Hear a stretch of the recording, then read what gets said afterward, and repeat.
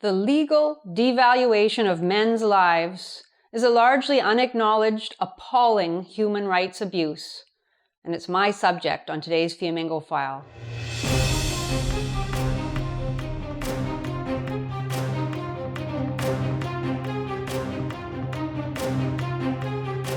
I'm Janice Fingo of the University of Ottawa. In October of 2017, just as the Me Too movement was revving up to near universal praise as a necessary corrective on behalf of female sexual assault and harassment victims, a 26-year-old British woman named Rebecca Palmer was found guilty of 4 counts of perverting the course of justice. In an unusual decision, unusual because it was just, she was sentenced to 5 years in prison for repeated false allegations of rape against a then 20-year-old British soldier. Palmer had had an affair with the man, and after he broke it off, she had begun an attempt to ruin his life by telling police that he raped her. Her campaign of lies led to the man's being arrested more than once and held in jail on various occasions. The fact that this woman will serve time in prison is quite remarkable and well-deserved. But the Wiltshire police rep's statement to the press is amazing and all too familiar to those of us who follow these kinds of cases. Here's the police rep's predictable comment. Quote, Palmer became completely embroiled in her own web of lies, and her appalling behavior could really have a negative impact on other victims of rape or sexual assault who may choose not to report it to police for fear that they will not be believed. End quote. This is the classic feminist response in which the real victim of Rebecca Palmer's numerous false allegations is seen to be other women, even though no real women were harmed by Palmer. The man, whose character was publicly dragged through the mud for 2 years, who received multiple police visits, who sweated behind bars, who foresaw his whole life permanently ruined, who dreaded years of incarceration, who had to defend himself against the claims of a determined accuser in an era in which we are continually exhorted to believe accusing women. This man's years-long mental and emotional suffering is of less consequence to the police rep and to the journalist covering the story than the potential hesitation of a hypothetical victim or victims. Welcome to the upside-down world of feminist culture in which ideologues have been so successful in spreading their propaganda that the average man and woman on the street will still tell you that it's a man's world, and that women are discriminated against even when the case in question is about a male victim. This is a world in which men account for well over 90% of the prison population and in which women's crimes, including murder, are consistently treated with remarkable leniency. Being a man in our era means knowing that you can go to prison for the rest of your life on the uncorroborated molestation claims of a teenage girl, and even if your accuser recants her entire story, the criminal justice system may well keep you in prison, and there won't be a public outcry because we're a culture that's inclined to believe men are guilty. Take the terrifying case of a Colorado man named Charles Farrar, who was sentenced back in 2002 to 145 years in prison based solely on the testimony of his rebellious stepdaughter, Sasha, who claimed he had molested and sexually abused her for years from age 11 to 15. The girl alleged that Farrar had assaulted her hundreds of times and had filmed his abuse of her.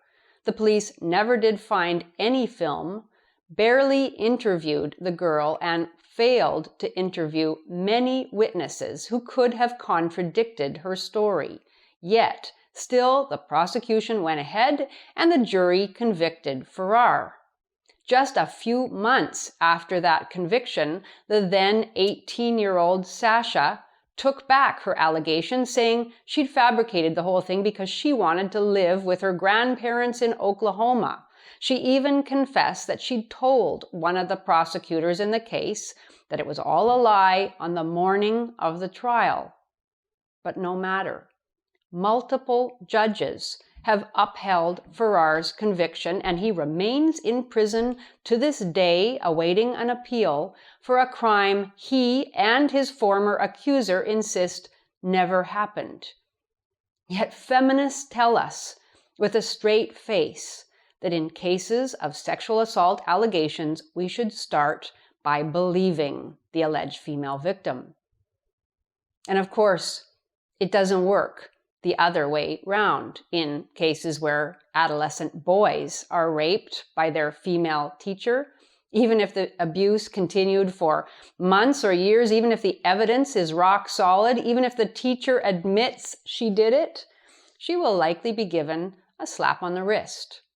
Earlier this month, May of 2018, a 32-year-old California high school teacher named Samantha Chiata pleaded guilty to 3 counts of unlawful intercourse with a minor boy.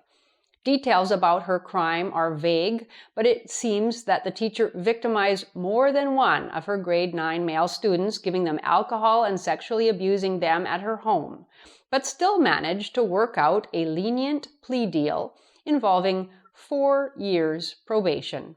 Not a day in jail. She will not register as a sex offender, and she may even be able to reapply to teach school when her probationary sentence is concluded. Though the victim's grandmother is furious, saying she complained to the school about the ongoing abuse and nothing was done about it by the female school principal, Chiata herself seems to think that she has been the victim in the case.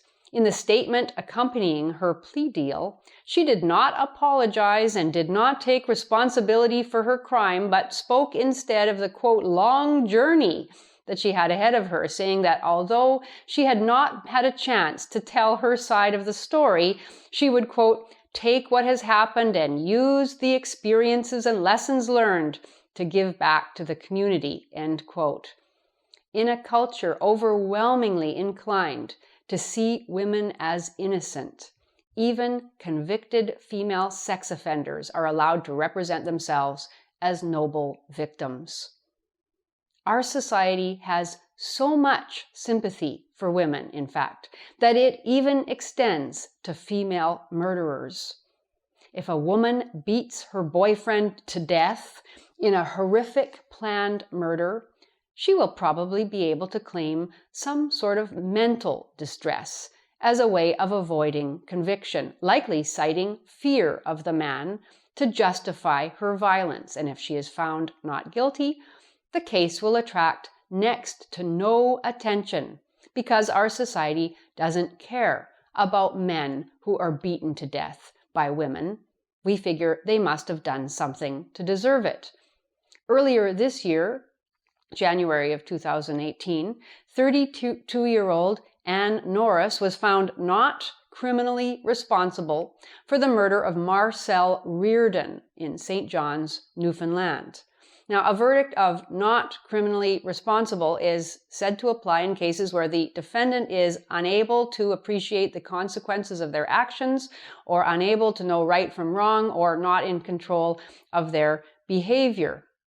Ann Norris was sufficiently in control of her behavior to purchase, the day previous to the murder, the hammer that she planned to use to bludgeon Marcel, hitting him so many times in the head that the coroner couldn't tell how many blows there were. And she knew enough about the wrongness of her action to dispose of his body outside her apartment and to throw the hammer into St. John's Harbor in order to hide the evidence. But jurors were responsive to claims that Norris suffers from bipolar disorder, and that was enough to get her off. Even the prosecutor in the case expressed sympathy for Norris, saying at the conclusion of the trial that, quote, these are difficult issues with no easy answers, end quote. A man is dead, but that's just a detail in the woman's story of psychological difficulty. No space in the report of the trial was given to personalizing the dead man or to representing the grief and loss of his family and friends.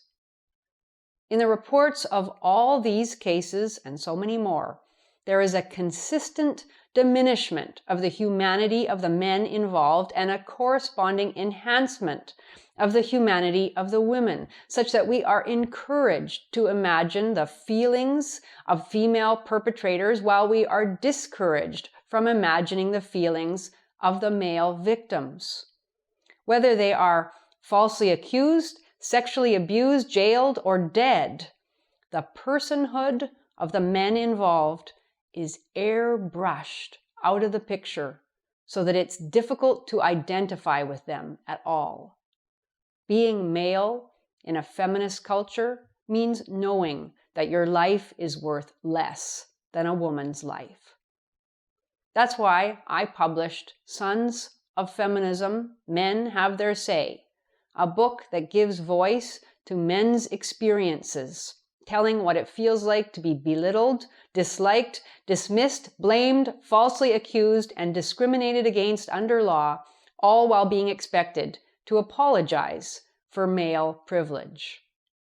The book is dedicated to all the innocent men who have suffered in our gynocentric and feminist society. Thank you for watching. If you enjoyed this video, please support us on Patreon. If even half of our subscribers gave us $1 per month, we'd be well on our way to creating more and better content. And don't forget to subscribe to us on Studio Brule.